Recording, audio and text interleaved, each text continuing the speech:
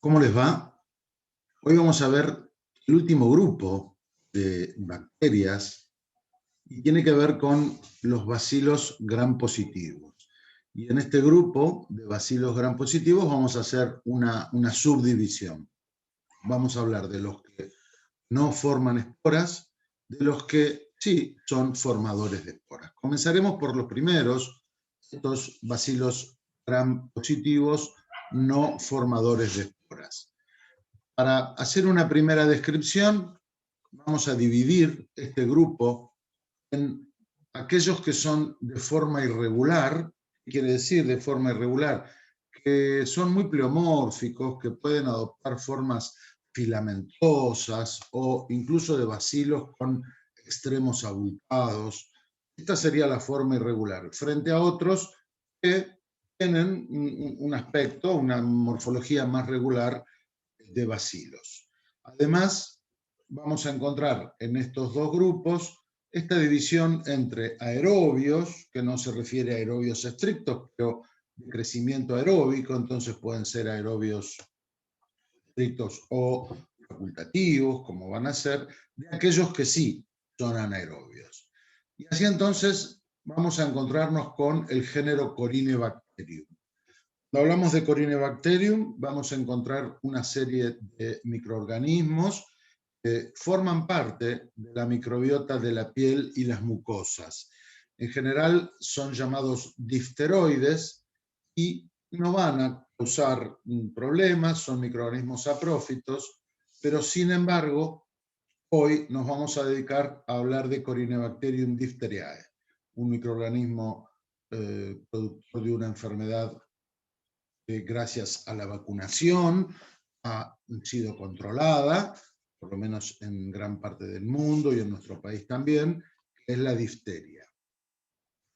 Con respecto a los que son anaerobios, nos vamos a encontrar con otro género, siempre de esta forma un poco más irregular, es el género Propionibacterium. Propionibacterium también es un habitante común de la piel y las mucosas.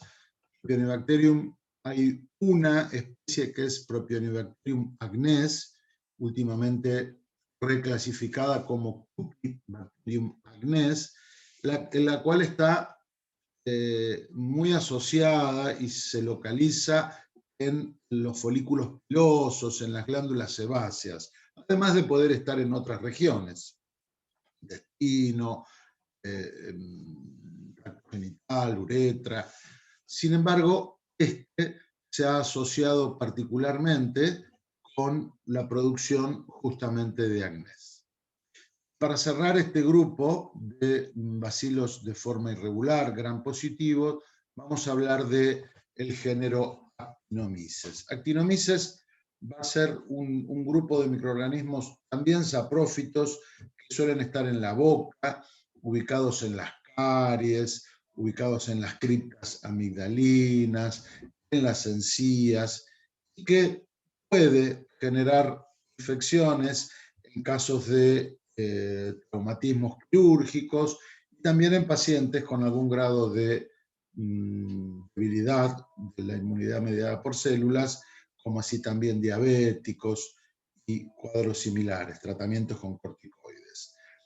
Actinomyces son microorganismos filamentosos que cuando producen la infección dan cuadros de tipo crónico con manifestaciones pseudotumorales, con regiones que pueden estar supurando e incluso con formación de abscesos.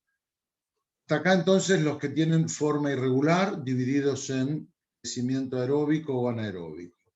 Los que tienen una forma más regular, vamos también a dedicarnos en esta clase y a hablar de Listeria, específicamente de Listeria monocytogenes, la única especie que causa patología en humanos, el género es Listeria, y también del género Erysipelotrix. En el caso de Erysipelotrix, lo que vamos a ver es que suele ser un microorganismo que está en intestinos de animales, los cerdos es común, los pavos, otro tipo de aves, incluso los peces. Dentro de Erysipelotrix encontramos Erysipelotrix rusiopateae, que vamos a ver que puede ser causante de una enfermedad que se llama erisipela, que justamente a través de lesiones cutáneas puede producir lesiones, placas, violáceas, con edema, y que generalmente es a nivel de las manos, porque justamente es una enfermedad muy característica de trabajadores de carnicerías, en matarifes o incluso de los pescadores. Pequeña diferencia que vamos a encontrar, luego lo vamos a repetir, entre listeria y Erysipelotrix, es que mientras listeria es móvil, Erysipelotrix es inmóvil, mientras listeria es catalasa positiva, Erysipelotrix va a ser catalasa negativa. Y para cerrar este panorama, esta pequeña presentación, vamos a decir que existe también en este grupo de bacilos gram positivos nuestros conocidos lactobacillus. Lactobacillus que son anaerobios y que los conocemos desde formando parte de la microbiota habitual vaginal. Luego de esta primera presentación, entonces, bueno, ahí vemos la imagen de un paciente con erisipeloide. Así vamos a introducirnos en lo que es Corynebacterium diphtheriae. Para que empecemos a imaginarnos, Corynebacterium corinei significa garrote, y tiene que ver con una forma particular que tiene este bacilo, y diphtheriae significa piel dura, piel de cuero, haciendo alusión a una formación que va a aparecer en la zona de la faringe, en las personas que padecen la enfermedad que va a ser generada por este Corynebacterium diphtheriae, que es la difteria. Entre los caracteres más importantes, vamos a ver que es un bastón pequeño, pleomórfico, gram positivo. Cuando hablamos pleomórfico, vamos a ver, como decíamos recién, que va a tener ese bacilo un extremo más abultado. Para algunos autores tiene forma de clava, que utilizan para los malabaristas. Para otros va a ser una forma de palo de golf, para otros forma de raqueta. La realidad es que vamos a encontrarnos con un microorganismo con este extremo más abultado. No tiene nada que ver con lo que vamos a ver después, que van a ser los bacilos gram positivos esporulados, pero sí esta típica estructura más engrosada en un extremo. El tamaño puede ir hasta 5 micrómetros de largo, hasta 1 de ancho. Y otra característica muy importante de corinebacterias es que suelen agruparse en forma muy particular, a veces en empalizada, a veces formando la letra L, V, X o caracteres chinos. De esta manera suele ser, acá vemos en otra estructura, como tiende a ser una agrupación muy característica de Corynebacterium. Vamos a ver que son inmóviles, como veíamos, pertenece a este grupo de los no esporulados. Respecto al crecimiento, vamos a ver que si bien son capaces de crecer en medio de cultivo comunes, aunque a veces suele ser agregado suero de caballo, se suele utilizar medios enriquecidos y selectivos. Los medios enriquecidos, uno de los principales es el conocido como medio de Loeffler, con una alta concentración de fosfatos que va a permitir un desarrollo relativamente rápido de Corynebacterium. También vamos a ver que se utiliza un medio selectivo justamente para frenar toda la microbiota acompañante, es el agar telurito de Tinsdale, que justamente tiene telurito, es un importante inhibidor de la flora acompañante y que va a ser característico porque Corynebacterium va a reducir el telurito y va a dar este tipo de colonias oscuras, amarronadas, muy simples de distinguir. También vamos a decir que su crecimiento es a la temperatura normal, el pH puede llegar hasta 8, el pH de crecimiento, son facultativos, catalasa positivos y que producen ácido por fermentación. En este tubo, donde tenemos el medio de Loeffler, decíamos que crece relativamente rápido, en 12 a 24 horas da colonias muy pequeñitas, color blanquecinas, y que van a permitir realmente un muy buen crecimiento de Corynebacterium. Una particularidad es que Corynebacterium, tomado de este medio de Loeffler, lo vamos a observar con estas granulaciones en su interior, a través del bacilo. Vamos a ver estas zonas, estas esferitas, que se van a teñir de un color más intenso. Los vamos a denominar gránulos metacromáticos, porque justamente hacen esta distinta tonalidad al resto del bacilo. Particularmente se denominan cuerpos de Babest-Pers y, como decíamos, es típico del crecimiento en este medio de Loeffler porque son vacuolas de polifosfatos. Unidos en este caso con azul de metileno, vamos a encontrar esta coloración más intensa de estos gránulos. De manera que también será otro dato para tener en cuenta respecto a Corynebacterium. Bueno, con respecto a las propiedades antigénicas y determinantes de patogenicidad, vamos a ver que dentro de los antígenos vamos a encontrar algunos antígenos de la pared, un antígeno denominado K, que es una proteína termolábil, que va a estar localizada en las capas más superficiales y que va a servir para definir serotipos. Un antígeno O, que si bien lo llamamos así, nada tiene que ver con los antígenos O de las enterobacterias. Por el contrario, la relación va a venir por otro lado. Va a estar muy relacionado este antígeno O con antígenos de Mycobacterium y de Nocardia. De manera que va a dar reactividad cruzada este antígeno somático con estos géneros. ¿Qué es este antígeno somático O? Bueno, es un polisacárido termoestable que es común a todas las especies de Corynebacterium. Respecto a los determinantes de patogenicidad, acá sí vamos a prestar mucha atención porque vamos a tener en cuenta, primero, que Corynebacterium diphtheriae no se disemina. No es un microorganismo que pase a sangre, sino que más bien es de quedarse en la puerta de entrada. Sin embargo, va a tener capacidad de invadir los epitelios. Se va a ir diseminando, pero en los epitelios y avanzando sobre determinadas regiones. Hablábamos al principio de la zona orofaringea, avanzará sobre la tráquea, sobre la laringe también. Bueno, ¿quién le va a permitir esta capacidad de invadir epitelios?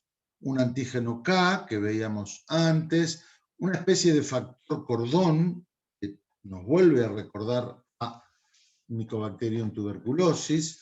En este caso es un glucolípido que, así como Mycobacterium tuberculosis, hablábamos que era un glucolípido que tenía ácido micólico, en este caso contiene ácido corinemicolíco y corinemicolénico. Este sería un poco el responsable de esta invasión de los epitelios, estamos diciendo, junto con la enzima neuraminidasa. Esto explica el avance, ¿no? la expansión que se hace sobre el epitelio. Sin embargo, el componente más importante de Corynebacterium diphtheriae va a ser la toxina diftérica. Cuando hablamos de toxina diftérica, hay que tener en claro que no todas las cepas de Corynebacterium diphtheriae van a estar con capacidad de producir esta toxina diftérica. Solamente aquellas cepas lisogenizadas con determinados fagos, fago beta y fago omega, van a ser los que le van a dar la adquisición de un gen denominado GenTox para producir la toxina diftérica. Quiere decir que podríamos pensar que existen cepas de Corynebacterium diphtheriae que no sean toxigénicas. Por supuesto, las hay. ¿Y no van a producir nada? Sí, van a producir cuadros más bien de faringitis, pero no van a tener las típicas manifestaciones características de la difteria, que es lo que vamos a ver ahora. Bueno, aclarado esto, sigamos con la toxina diftérica. ¿Qué ocurre con esta toxina diftérica? Nos vamos a encontrar que tiene dos principales subunidades. Acá aparece una tercera, sin embargo, vamos a explicar en detalle un poco lo que significa esta porción A y la porción B. La porción A es quizás la que tiene más efecto a nivel de la célula, porque va a ser la que inhibe la elongación de las cadenas peptídicas, polipeptídicas, y por lo tanto va a inhibir la síntesis de proteínas. ¿A qué nos recuerda este tipo de mecanismo? A la exotoxina A de Pseudomonas aeruginosa. Va a ser un mecanismo muy similar.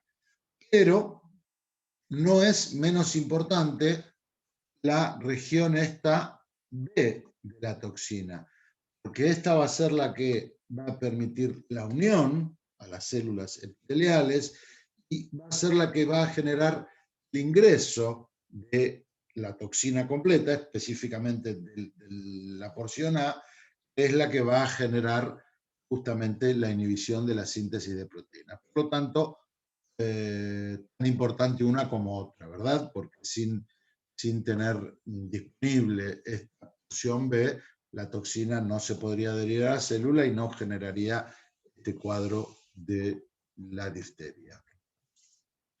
Un dato que no es menor es que esta toxina es fuertemente antigénica y que es capaz de producir anticuerpos antitoxina, lo cual lo podríamos utilizar tranquilamente, ya que todas las cepas de Corynebacterium diphtheriae, que son cepas toxigénicas, van a producir el mismo tipo de toxina, el mismo tipo antigénico de toxina.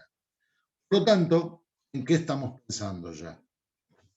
Sabemos que es una toxina, que tendríamos que actuar frente a la acción de esa toxina, y la mejor forma de actuar es a través de la generación de antitoxinas y poder utilizar eso para la vacuna. Por lo tanto, vamos a pensar que esta toxina, si la tratamos con formol y a 35 grados centígrados, va a generar el toxoide. Va a ser la toxina que va a perder su capacidad tóxica, pero no su capacidad antigénica. Y ya estaremos pensando en las vacunas que existen para esta enfermedad. Bien, hasta acá entonces lo más importante, los determinantes de patogenicidad que nos hablan de la toxina y de esta capacidad de invadir epitelios. Respecto a la epidemiología, bueno, en primer lugar vamos a encontrar que la transmisión es a través de aerosoles, microgotitas respiratorias, también contacto con secreciones respiratorias y en casos muy puntuales y poco frecuentes, ciertos exudados de lesiones cutáneas. Es poco común la difteria cutánea y otras localizaciones. ¿A quién afecta? Afecta principalmente a los niños y tiene que ver con países en vías de desarrollo.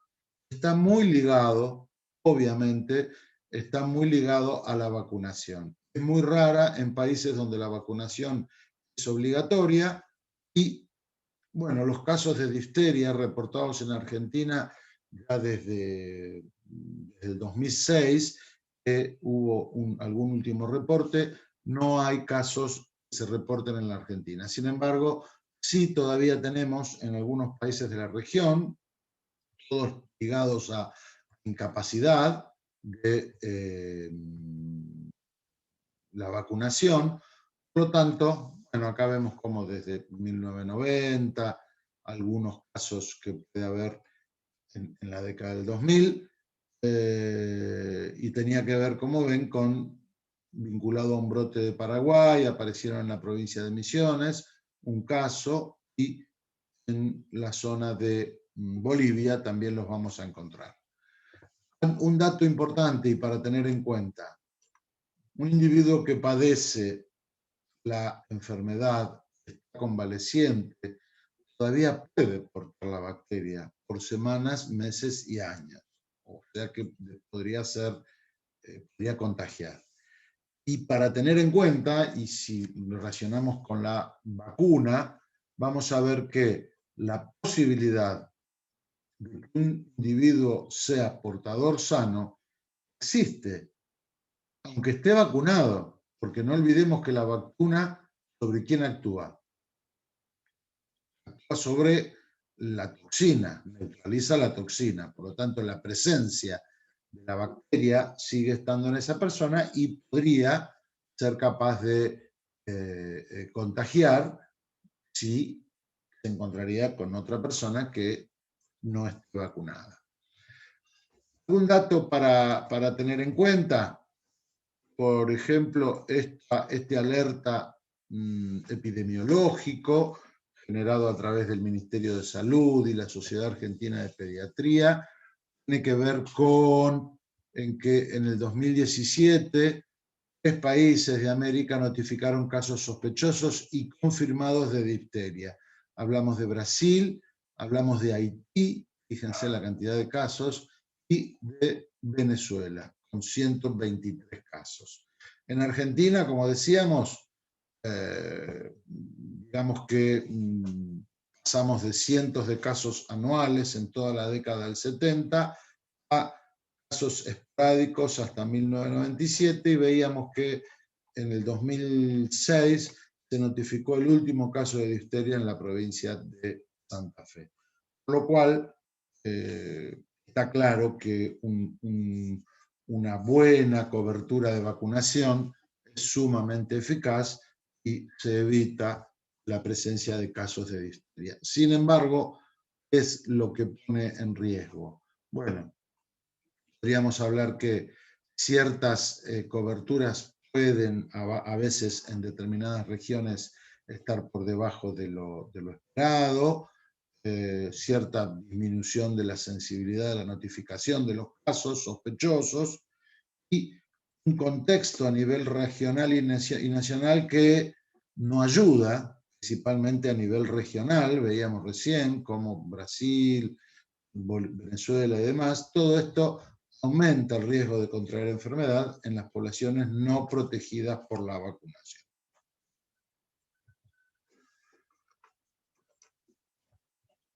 Bueno, la patogenia tiene algunos ribetes muy interesantes y nos van a mostrar justamente la aparición del signo clásico.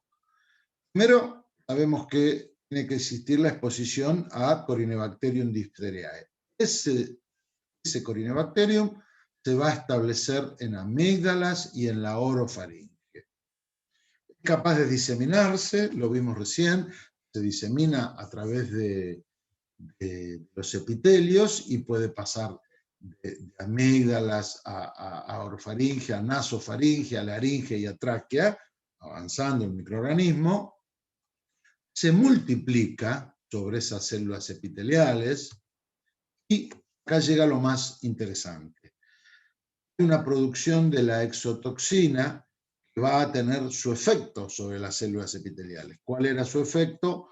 Inhibición de la célula de la síntesis de proteínas con una necrosis de las células. Esa necrosis, junto con algunos agregados, va a llevar a que aparezca inflamación, pero fundamentalmente un exudado compacto que denominaremos pseudomembrana.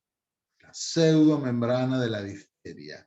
Un componente, una membrana bastante compacta, dura, como si fuera que estuviéramos el aspecto de cuero, manipulando cuero. ¿Y por qué tiene esta textura? Porque está justamente formada por fibrina, realmente todo está embebido por un coágulo de fibrina, dentro de él hay leucocitos, eritrocitos, células epiteliales muertas y bacterias. Justamente esto entonces puede estar cubriendo la zona de laringe, la tráquea. Pero no termina acá el problema, porque esto podría continuar y la producción de toxina, además de actuar sobre las células epiteliales, va a ser absorbida.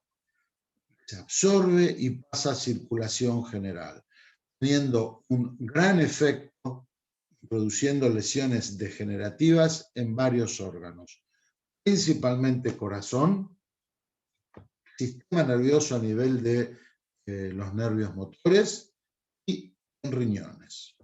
De manera que vemos cómo se acrecienta la gravedad de la enfermedad. Bueno, cuando hablábamos de una pseudomembrana, algo de una textura dura, que está adherida, acá los podemos ver en 3 fotitos, en donde podemos encontrar esta pseudomembrana acá, dejando un espacio apenas suficiente para el pasaje del aire.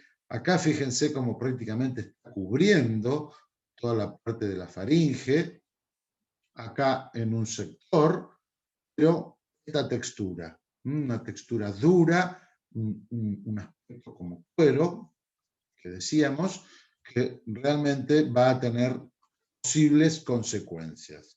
Ahora lo vamos a ver, la posibilidad de desprendimiento de un trozo de esto que pueda causar un proceso de asfixia.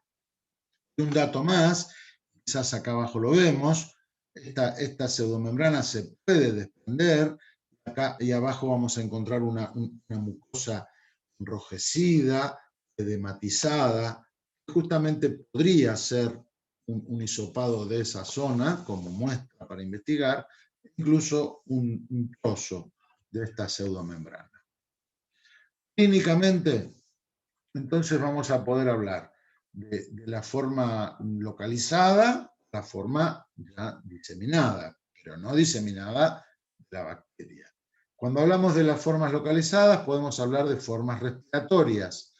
Esa forma respiratoria, ya vimos, puede estar en las amígdalas, puede avanzar hacia la zona nasofaringea, faringea, laringea, traqueobronquial, porque la extensión lleva a que la pseudomembrana esté en estas regiones. Luego de una incubación que es corta, de 2 a 4 días, vamos a ver que además del malestar general, dolor de garganta, fiebre, aparece la pseudomembrana esta, de un color blanco grisáceo, cubriendo estas zonas que decíamos recién. Además, inflamación de los ganglios cervicales, se produce edema, ese edema genera un aspecto llamado de cuello de toro o cuello de buey, porque realmente hay inflamación, y por supuesto estas situaciones van a llevar a determinadas complicaciones. Una complicación que decíamos recién, la obstrucción de las vías aéreas, que por desprendimiento de un trozo, y más pensemos que estamos hablando de niños, puede llevar a la muerte por asfixia. Pero la otra gran complicación podría tener que ver con el efecto sistémico de la toxina diftérica, que pasa a sangre y puede ir a corazón. La afección en corazón tiene que ver con una miocarditis que se va a manifestar entre la segunda o tercera semana de la difteria respiratoria, y que se estima que entre un 10 y un 25% de los casos llevan a un cuadro de miocarditis. También es capaz de afectar a nivel del sistema nervioso, a partir de las neuronas motoras, es capaz de producir primero parálisis del paladar blando, luego de la faringe posterior. Esto va a generar incapacidad de deglutir, por lo tanto, cuando se ingieren líquidos, es posible que se produzca una regurgitación de esos líquidos y que sean expulsados por la nariz. Este cuadro puede avanzar, puede seguir tomando nervios motores y puede llegar a una parálisis generalizada. Acá la afección es a través de los cilindroejes axonales, donde hay una desmielinización, proceso que, si bien podría ser reversible, es importante el tiempo que genera para la recuperación. Y además, hablamos de corazón, del sistema nervioso, tiene que ver su afección en los riñones, donde también es capaz de producir necrosis tubular. También hay formas no respiratorias. La forma cutánea es poco frecuente, se forman lesiones crónicas que no cicatrizan, a veces pueden cubrirse de una especie de capa grisácea, pero en las formas cutáneas no hay las manifestaciones especialmente sistémicas de la toxina. Son muy poco comunes formas conjuntivales o genitales. Bueno, a manera entonces de resumen de lo que hemos dicho hasta ahora, ya vimos cómo a través de la vía respiratoria se produce la entrada y la salida del microorganismo. Dentro de las enfermedades podríamos hablar de una difteria faríngea, en donde podría estar generado este proceso con la pseudomembrana, podría generarse un cuadro de faringitis, podría darse la asfixia por hipoxia, por obstrucción de esa pseudomembrana, la fiebre es otro síntoma, y la inflamación de los ganglios que generarían ese cuello de toro bastante característico. Difteria mucosa, cutánea, perdón, poco frecuente, y las complicaciones sistémicas tienen más que ver con la toxina, que haya una diseminación y cause problemas a nivel del sistema nervioso y producción de miocarditis. Y respecto a la diseminación, no es frecuente la diseminación de la bacteria, pero sí de la toxina. Un poco resumiendo lo que vimos recién. Por lo tanto, llegamos a este momento importante, que es el diagnóstico de laboratorio. Este cuadro, como vemos, como muchos otros, no vamos a retrasar el tratamiento específico en espera del informe del laboratorio, si bien se comenzará el trabajo, pero una vez tomadas las muestras, rápidamente se comenzará un tratamiento empírico. Porque el cuadro clínico es bastante característico y es bastante evidente de la difteria. ¿Cuáles pueden ser las muestras? Bueno, como decíamos, mismos fragmentos de la membrana van a contener la bacteria y pueden ser cultivados. También es posible retirar la membrana y hisopar la cara interna. En algunos casos, de las formas cutáneas, hisopar las lesiones. ¿Qué vamos a encontrar acá? Si yo hago una coloración, por ejemplo, con azul dimetileno o GRAM, vamos a ser capaces de ver esos bacilos, gram positivos, pleomórficos, con agrupaciones bastante típicas de corinebacterias. Sin embargo, estamos hablando de coloración de GRAM y agrupación típica de corinebacterias. No estamos hablando de Corinebacterium diphtheriae. Y aún siendo Corinebacterium diphtheriae, sabemos que puede ser toxigénica o no. Por lo tanto, el proceso debe seguir. Este proceso se continuará con posiblemente un cultivo de agar sangre para excluir cuadros de estreptococos, la utilización del agar de Loeffler, que era medio enriquecido, como habíamos dicho, y el agar telurito como medio selectivo para frenar toda la flora acompañante. En estas condiciones podríamos seguir encontrando el desarrollo, podríamos estar frente a Corynebacterium difteriae, sin embargo, va a hacer falta la demostración de la toxicidad para adjudicarle el agente causal de la difteria. ¿Cómo lo podemos hacer? Bueno, a nivel de investigación, como siempre, la posibilidad de inocular en animales. Una técnica bastante simple es lo que se llama el método de Elek, que ahora lo vamos a ver con más detalle, pero básicamente es hacer un cultivo en un agar de la muestra que uno quiere identificar como cepa toxigénica o no de Corynebacterium difteriae y enfrentarla o poner sobre ese cultivo tiras embebidas con antitoxina. Y así, vamos a ver ahora en el próximo dibujo, toxina con antitoxina generarán algunas bandas de precipitación que serán los que indiquen la presencia de la toxina. Otro método, también ingenioso si se quiere, es cultivar en un agar que debajo tenga una monocapa de cultivo celular. Esto, si lo imaginamos, agar arriba, células abajo, estaríamos pensando que si sembramos la muestra, crecerían en el agar Corynebacterium difteriae, la toxina generada llegaría a la capa inferior de las células, y eso luego se podría estudiar esas células para ver la necrosis y la muerte celular justamente por acción de la toxina. También existen PCRs donde buscamos el gen productor de la toxina, que habíamos nombrado antes.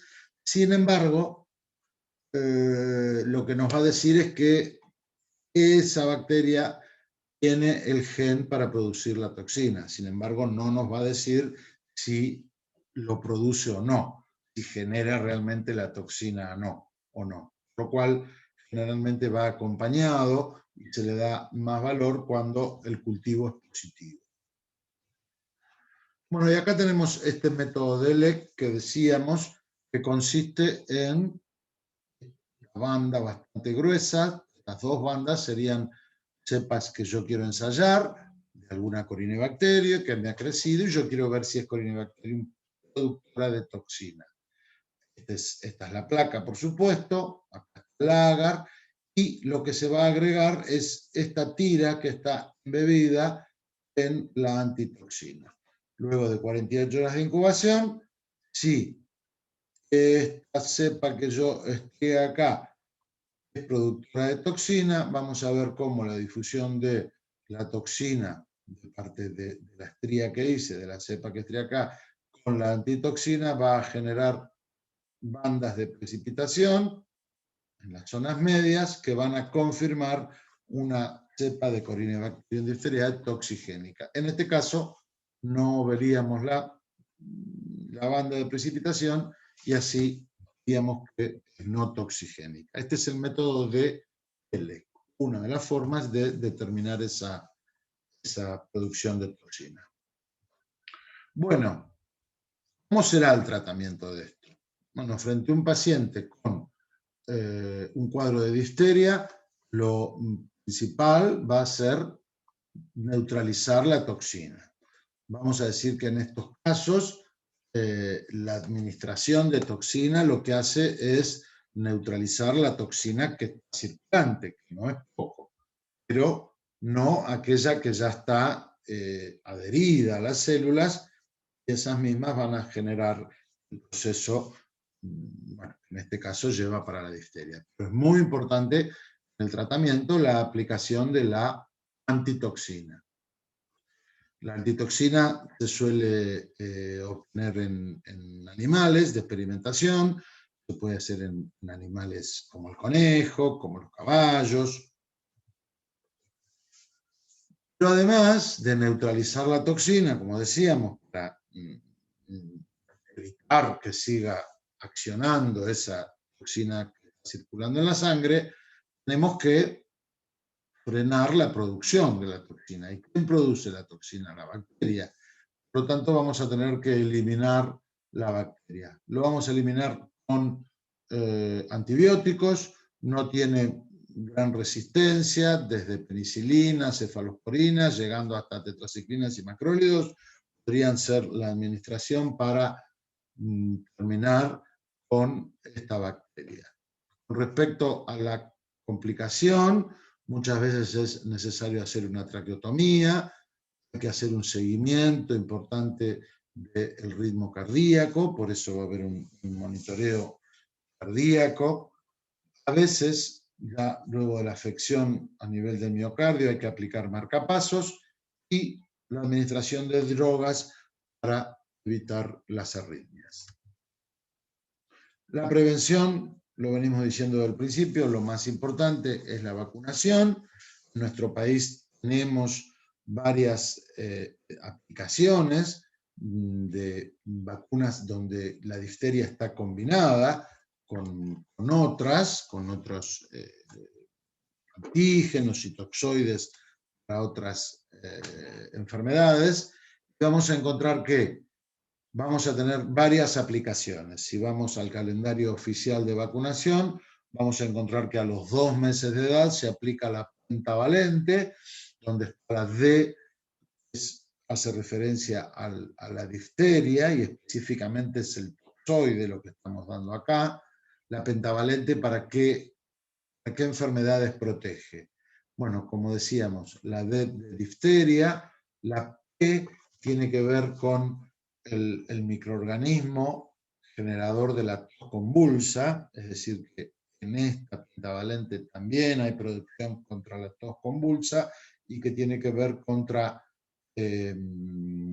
la Bordetella pertussis. La pertussis entonces hace alusión a la bacteria que genera la tos convulsa. La T la veremos en próximas clases, hace alusión al tétanos, que también es producido por una toxina, por lo tanto tenemos otro toxoide ahí, y después la HI larga hace alusión a Haemophilus influenzae tipo B, importante producción de meningitis, y hepatitis B. Ahí tenemos las 5 enfermedades que se protegen con la vacuna pentavalente, quíntuple, como la van a escuchar también.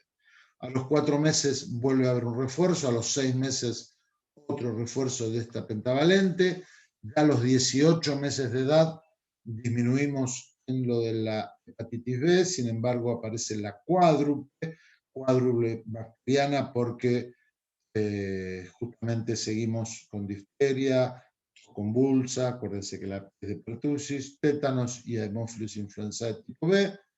6 años su ingreso escolar, la triple bacteriana, la DPT para difteria, convulsa y tétanos.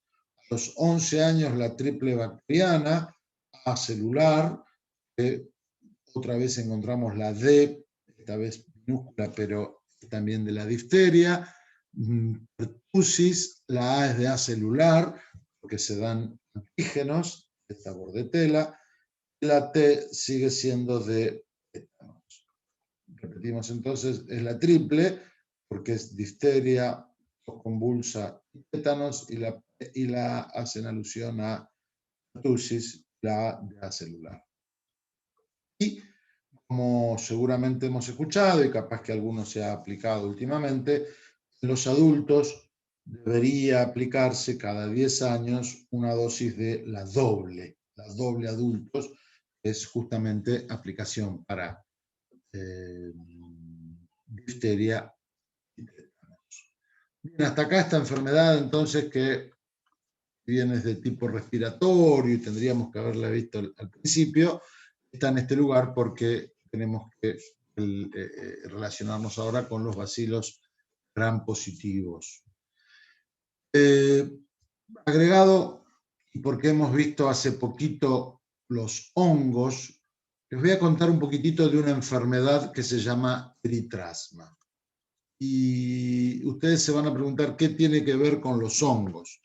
En realidad, no, nada tiene que ver en cuanto al agente etiológico, ya que vamos a estar hablando de un Corynebacterium. Sin embargo, sí tiene mucho que ver porque las manifestaciones son muy similares a los tipos de micosis superficiales, a las tiñas, especialmente del cuerpo y de los pliegues, y que es uno de los diagnósticos diferenciales. Así que cuando escuchábamos en las micosis superficiales hacer diferenciación, diagnóstico diferencial con eritrasma, bueno, vamos a aprovechar acá porque el agente etiológico también es un Corynebacterium. El eritrasma lo vamos a definir como una infección bacteriana superficial de la piel. Lo que se caracteriza es por manchas medio marronadas, bien definidas, a veces un poco irregulares. Se manifiesta en grandes áreas de las zonas de pliegues, como son la zona inguinocrurales, o sea, de la ingle y en la zona de las piernas, del muslo, también en las zonas de las axilas, debajo de las mamas, o también por fisuración y maceración en los pliegues interdigitales. Esto es un poco la manifestación principal. Ahora vamos a ver algunas fotitos. Y es allí donde va a llevar a la duda con cuadros de micosis superficiales. No es contagiosa o lo es muy poca, la evolución es crónica, difícil la remisión y generalmente es asintomático. Y acá aparece el agente causante de eritrasma, un Corynebacterium minutissimum, en el cual vamos a ver de qué manera, estando en estas zonas, es causante de estos cuadros. ¿Qué es este Corynebacterium minutissimum? Bacilo gram positivo, por eso estamos hablándolo acá. Este es catalasa positivo, puede ser aerobio o anaerobio facultativo, no es porulado, no es móvil. También, como todo Corynebacterium, tiene esta agrupación en caracteres chinos, es un residente habitual de la piel y como ciertos factores que disponen a esta enfermedad de eritrasma, tiene que ver la alteración de esa relación entre el hospedador y el parásito, que estará influenciado por la humedad, a veces el calor, la oclusión prolongada, la obesidad, diabetes e higiene inadecuada. Esto entonces podría ser lo que dispare esta colonización normal, habitual en la piel, a pasar a esta estructura. Y fíjense que todavía tienen en la mente las clases de micosis superficiales, van a ver estas lesiones de color marrón, algo así irregulares, pero bien, irregulares por la forma, pero vemos que está bien delimitada la zona. A veces aparece más enrojecido, acá en el pliegue debajo de la mama, acá en las zonas estas que decíamos, entre la ingle y las piernas, y realmente se parecen mucho a los cuadros de los dermatofitos. También, como para completarlo, a nivel de la zona entre los dedos, fíjense cómo hay una gran descamación, suele haber eritemas, también suele haber fisuras, como aparecía en los dermatofitos, hay como una zona bien macerada en esta zona entre los dedos, y, mejor dicho, intenso olor a pies. Tiene que ver con este término que puede ser interesante tenerlo en cuenta, podobromidrosis. Esto, podobromidrosis, hace alusión a este olor característico de los pies, donde se hace mucho más intenso en los cuadros de eritrasma. Y una forma de diferenciarlo con las micosis sistémicas es, entre otras, con la luz de Wood. ¿Se acuerdan esta luz ultravioleta que podía dar distintas coloraciones? Y en este caso, algo que no es común, acá vemos las zonas con la afección por eritrasma, en esta zona amarrenada debajo de los brazos, y cómo con la luz infrarroja aparece esta coloración rojo coral, naranja, justo o exactamente porque es la misma foto en las zonas donde veíamos el cuadro. Finalmente, porque no me quiero detener mucho en esto, pero sí me parece importante que lo tengamos para saber cuando hacemos esos diagnósticos diferenciales. Para el diagnóstico se toman escamas de piel, una observación microscópica con Gram y Giemsa nos estaría dando la presencia de Corynebacterium. El cultivo no es sencillo porque no recuperamos mucha cantidad de microorganismos en la toma de muestra.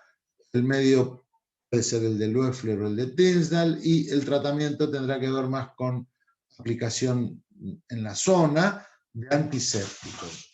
Podría ser iodopovidona, incluso antibióticos con eritromicina en forma oral o solución tópica.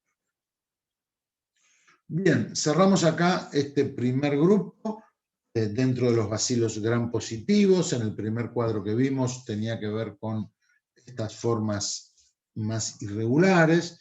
Pasamos al otro sector del cuadro que habíamos visto. Formas regulares de bacilos gram positivos, aparece principalmente Listeria monocytogenes. Entonces cambiamos un poco la imagen y seguimos en este grupo de bacilos gram positivos. De bacilos, en realidad, vamos a ver que no tan bacilo como el que veíamos recién, sino que son bacilos pequeños, más aceptados como cocobacilos. Fíjense que hablamos de 0,4 a 0,5 a 2 micrómetros, de manera que es bastante similar el largo y el ancho. En este caso vamos a ver que son móviles, seguimos hablando de bacilos gram positivos no esporulados, y las imágenes, nos van a dar este tipo de imagen de bacilo gram positivo, bien teñido, y un tamaño no muy marcado en cuanto a la forma bacilar. Esta sería otra coloración de Gram, donde vemos estas listerias, a veces formando esto, pequeñas cadenitas de 2-3 microorganismos que podríamos encontrar al momento de la agrupación. El cultivo no es demasiado complicado, van a crecer en medios comunes, podríamos usar un agar nutritivo, un Müller-Hinton. El agar sangre nos permitiría ver la presencia de colonias beta-hemolíticas.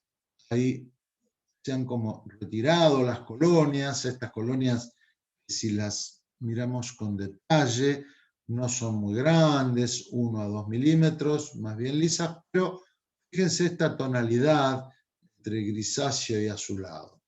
Acá con el ANSA se han levantado las colonias, ha quedado esta sombra de beta-hemólisis que aparece en ese lugar. Un dato que no es menor, y va a ser para tener en cuenta en Listeria monocytogenes, es la capacidad de crecer a bajas temperaturas. A bajas y hasta 42 grados. Fíjense que aún a 3 grados es capaz de seguir creciendo, y hasta 42 también. Esto se utilizará cuando nos encontremos con muestras con poca cantidad o muy contaminadas, donde para confirmar a veces vamos a hacer una especie de incubación a baja temperatura, donde tranquilamente Listeria va a estar desarrollando y creciendo aún más. El pH, podemos ir de un pH también amplio, 5,5 hasta 9,5, son anaerobios facultativos, van a crecer mejor en aerobiosis, capaz de crecer en medios hipersalados, otra característica a tener en cuenta al momento de la identificación, y son catalasa positivos y oxidasa negativos. Bueno, el hábitat, esto es lo que va a ser complicado a veces la prevención de estas infecciones. El hábitat tiene que ver con el suelo, el agua, la vegetación, determinados mamíferos, los peces, las aves, los insectos, van a poder contener esta Listeria monocytogenes. Incluso puede haber personas que pueden estar colonizadas a nivel de materia fecal en un 1 a un 5% de individuos sanos. De manera que es un microorganismo bastante ubicuo y que, como estructura antigénica y determinantes de patogenicidad, vamos a encontrar antígenos somáticos O y flagelares H porque es móviles, los antígenos O somáticos, bueno, otra vez volvemos a hablar de un antígeno somático, pero no tiene nada que ver con el de las enterobacterias. Dentro de los determinantes de patogenicidad, vamos a tener en cuenta ciertos componentes de la superficie que van a tener un efecto de endotoxina, parecido al lipopolisacárido de gram negativo, pero acá no hay lipopolisacárido de gram negativo, y también le va a facilitar la adherencia y la invasión. Dos hemolicinas, tengámoslas en cuenta, una se llama listeriolizina O, muy similar a la streptolicina O del Streptococcus pyogenes, y otra es la fosfolipasa A y B. Entre ambos, entre la listeriolizina y las fosfolipasas, van a permitir que el fagosoma que se forma cuando es fagocitada esta Listeria monocitógenes no tenga efecto, ya que va a escapar del fagosoma. ¿Gracias a quién?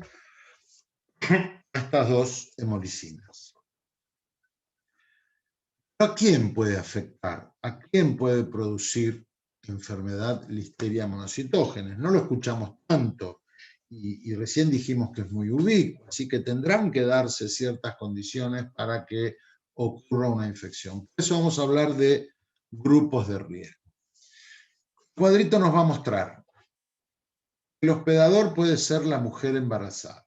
Una mujer embarazada, en especial en el tercer trimestre de embarazo, cuando más se produce una baja en sus defensas, en su inmunidad mediada por células, puede adquirir, gracias a la ingestión de alimentos que estén contaminados con Listeria monocitógenes, una enfermedad denominada listeriosis.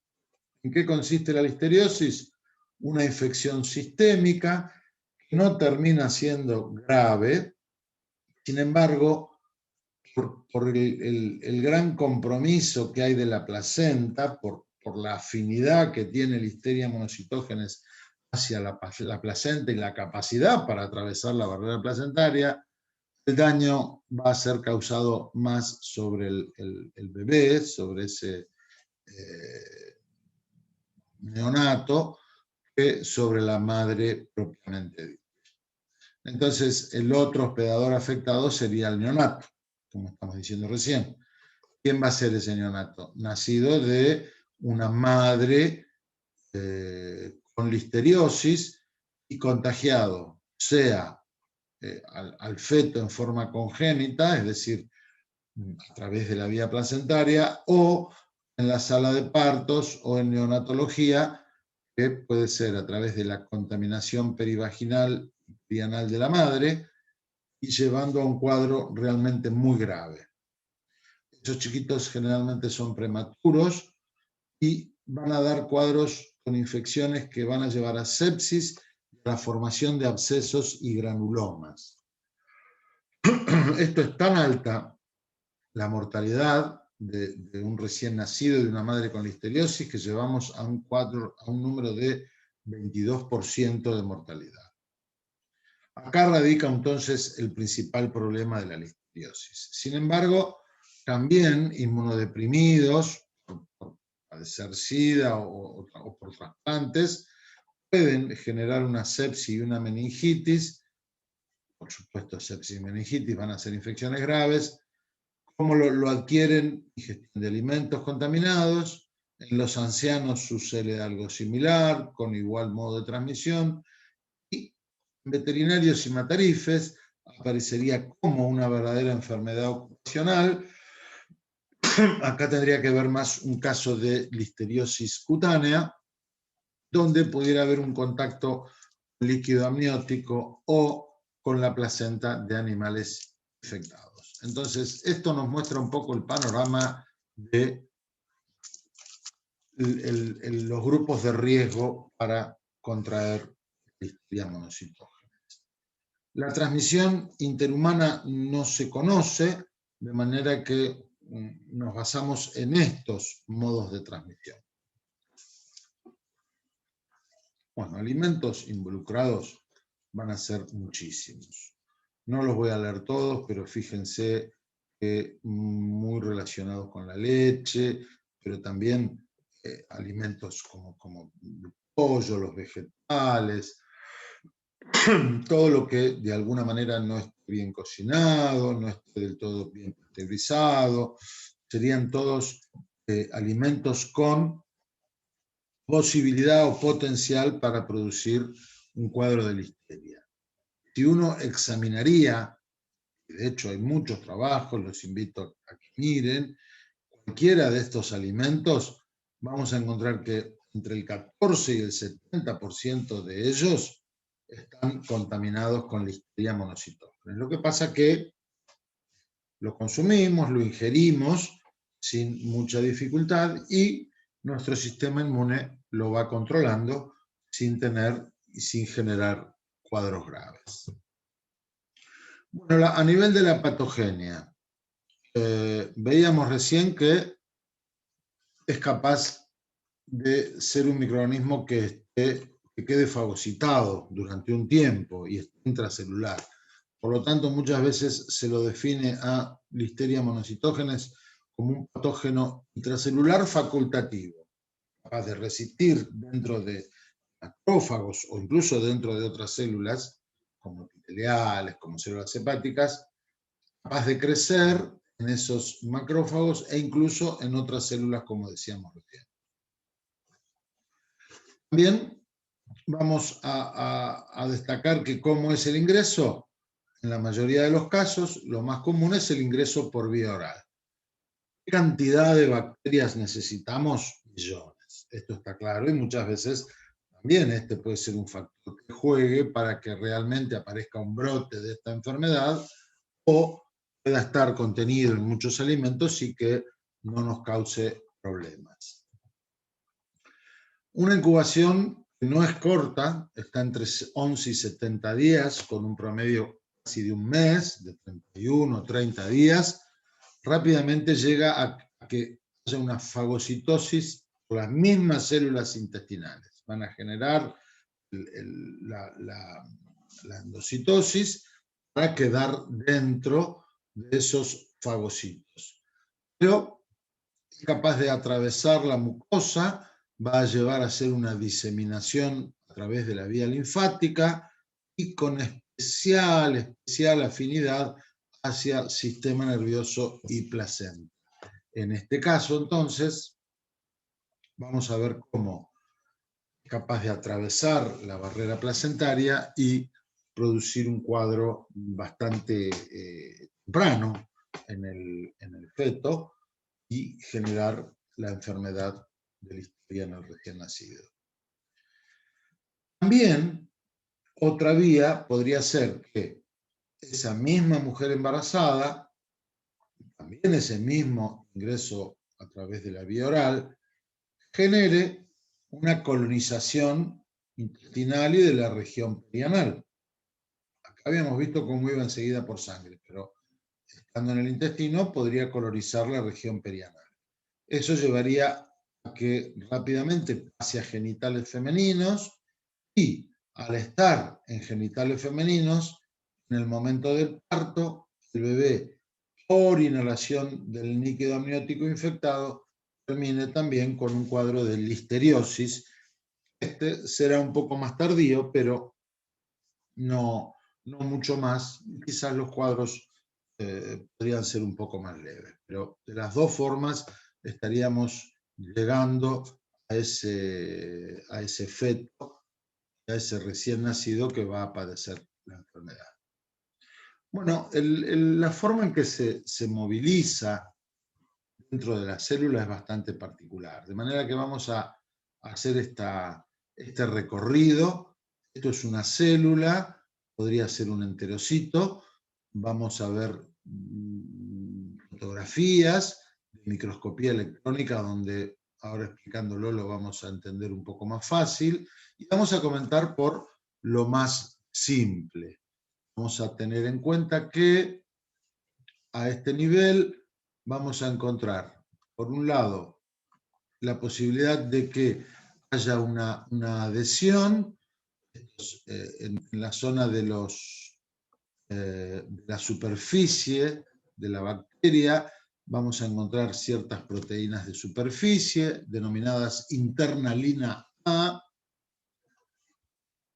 Recordamos a nivel de la Listeria monocitógenes, que va a tener una atracción, una afinidad, una adhesión con una proteína presente mucho en las vellosidades coriónicas y también en las meninges, que es la decaderina, un compuesto que va a permitir la adhesión de la bacteria. Acá lo vemos en el dibujo, acá lo vemos perfectamente en la microscopía electrónica. Si seguimos recorriendo, vamos a encontrar que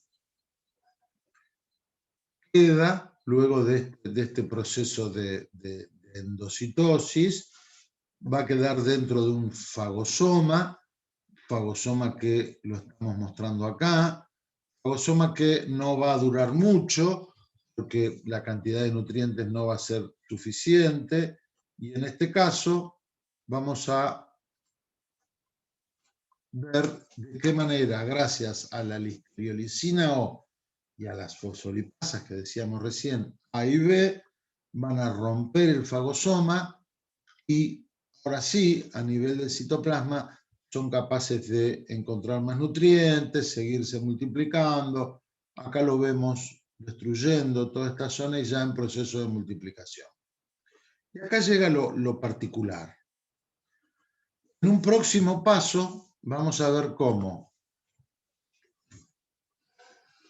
la bacteria, esta Listeria monocitógenes, va a empezar a sintetizar filamentos de actina, va a hacer estas proteínas que le van a permitir la movilidad.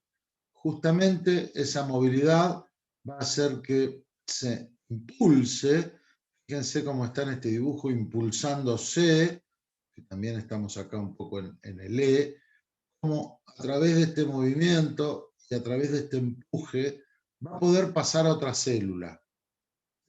Otra célula que podrá ser otro macrófago, podrá ser un enterocito, podrá ser otra célula hepática. La realidad es que va a pasar a la otra célula, va a quedar en una especie de vacuola con una doble membrana. Acá se ve una especie de doble membrana, para que luego continúe haciendo el proceso que vimos recién, que consiste en romper el fagosoma, acabamos, volver a multiplicarse y volver a hacer este pasaje de una célula a la otra. De esta manera entonces es como estaría funcionando, actuando desde el enterocito y pudiendo pasar a distintas regiones, incluso a regiones claves como son sistema nervioso y placenta.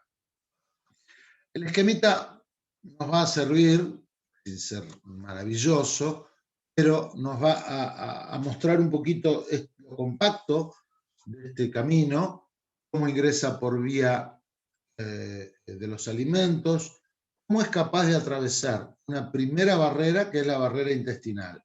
Así, de los nódulos linfáticos pasará a la sangre.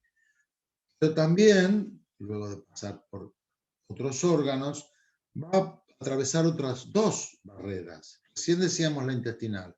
Ahora estamos viendo cómo puede atravesar la barrera hematoencefálica para llegar al cerebro o atravesar también la barrera placentaria para ubicarse en la placenta y llegar hasta el feto.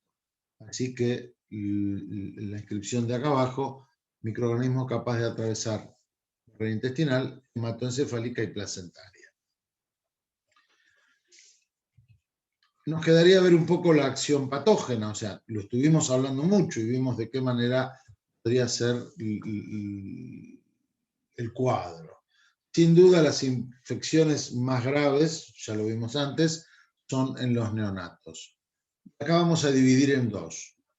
¿Se acuerdan que decíamos que podían aparecer la enfermedad cuando se adquiría en forma congénita, es decir, que atravesaba la barrera placentaria y llegaba listeria al feto a través de la placenta, o la otra que era la contaminación a través del canal de parto? Bueno, cuando lo hace a través de la placenta, se denomina enfermedad de comienzo precoz, una enfermedad que se manifiesta prácticamente enseguida, al primer 5 días del nacimiento, primero o segundo día del nacimiento, lo que se denomina granulomatosis o granulomatosis infantoséptica o infantiséptica.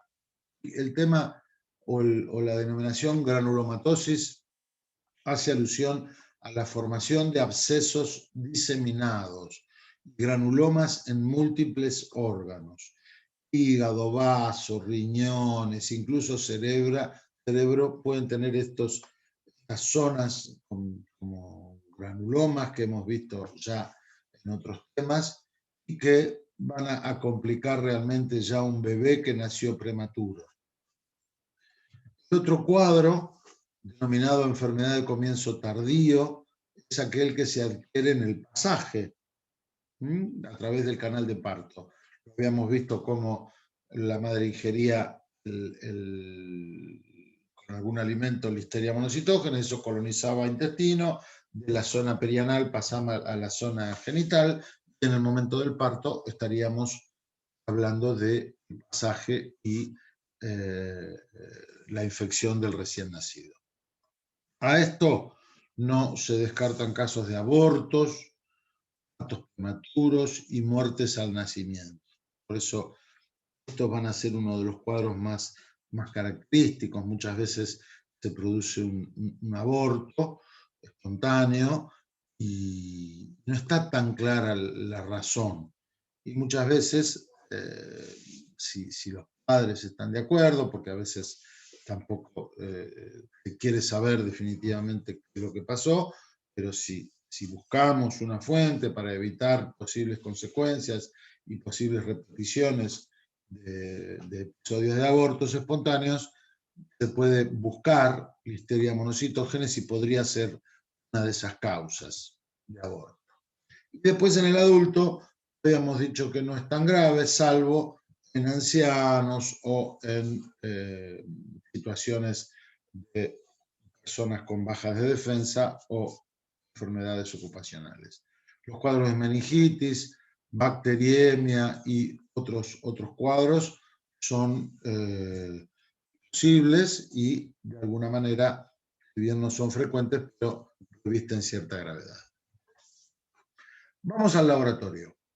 En el laboratorio, listeria monocitógenes, ¿cuál va a ser la muestra? Bueno, recién se lo dije, muchas veces, casos de abortos, se toma la placenta o incluso tejido fetal, se hace una disolución de ese tejido y se puede hacer un estudio, se puede tomar como muestra, como así también líquido amniótico, líquido cefalorraquídeo en caso de meningitis o sangre, podrían ser posibles muestras. En esa muestra es posible hacer una coloración de Gram y observar los bacilos Gram positivos. Luego de esto vendrá el cultivo. Un agar sangre puede ser suficiente, podrá ser con un pequeño porcentaje de dióxido de carbono, y a veces el enriquecimiento a 4 grados centígrados, como habíamos dicho antes, puede ser útil para aquellos casos donde hay poca cantidad y no se detectó, o también hay mucha microbiota acompañante, mucha flora acompañante, que no permite el desarrollo y la buena visibilización de listeria. Por lo tanto, el cuadrito nos muestra cómo, no a menos 20, pero sí a una temperatura de 4 grados centígrados, yo puedo ver cómo aumenta claramente hasta la tercera semana, entre la tercera y cuarta semana, el crecimiento de la Listeria es importante hasta llegar a esta zona más estable y mantenerse. Todo esto a 4 grados centígrados, lo cual pasa a ser importante. La identificación, vamos a ver ahora algunas pruebas bioquímicas que tendrán que ver con el hidrólisis de la lisesculina, la catalasa, y también la posibilidad de serotipificación. A partir de acá, entonces, llegaremos a la identificación bioquímica de esta listeria. Posibilidad de hacer inmunofluorescencia directa, posibilidad de hacer también PCR y buscar genes específicos. Se podrá hacer a partir del cultivo, aunque también a partir del alimento contaminado. Serología no es de gran utilidad, la cantidad de anticuerpos no son tan importantes y además dan reacciones cruzadas. Y en este caso, como decíamos recién, algunas pruebas típicas que de paso nos van a permitir diferenciar con microorganismos que están en este mismo grupo, como Lactobacillus, habíamos hablado al principio de Lisipelotrix, o los mismos Enterococcus, van a permitirnos ver que Listeria tiene esta forma cocobacilar, que la catalasa es positiva frente a todos estos, que vamos a ver negativa, la sensibilidad a vancomicina, similar mucho a los cocos, nada que ver con la resistencia de los bacilos, movilidad positiva, todos estos son negativos, bueno, no nos sirve la producción de sulfídrico, la bilis esculina, la posibilidad de crecimiento a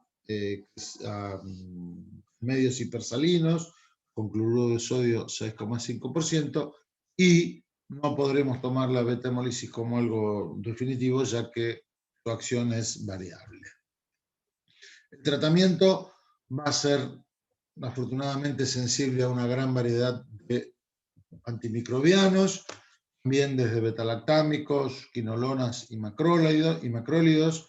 Se va a recomendar efectuar un antibiograma porque puede haber cuadros de resistencia. La prevención, se imaginan que no es fácil.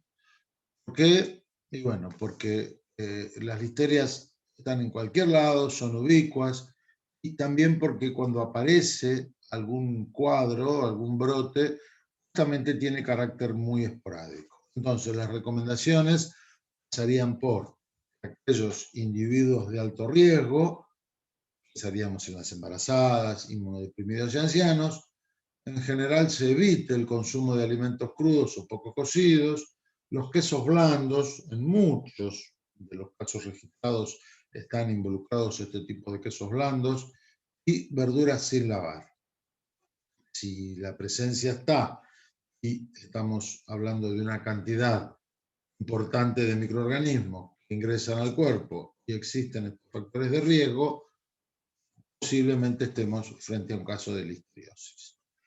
Bien, espero que este grupo de bacilos gram positivos y esta vuelta, este retorno a las bacterias, lo hayan compartido y lo hayan disfrutado, y seguiremos en las próximas clases con lo que es ya los bacilos gram positivos, esta vez esporulados. Así que gracias y será hasta la próxima.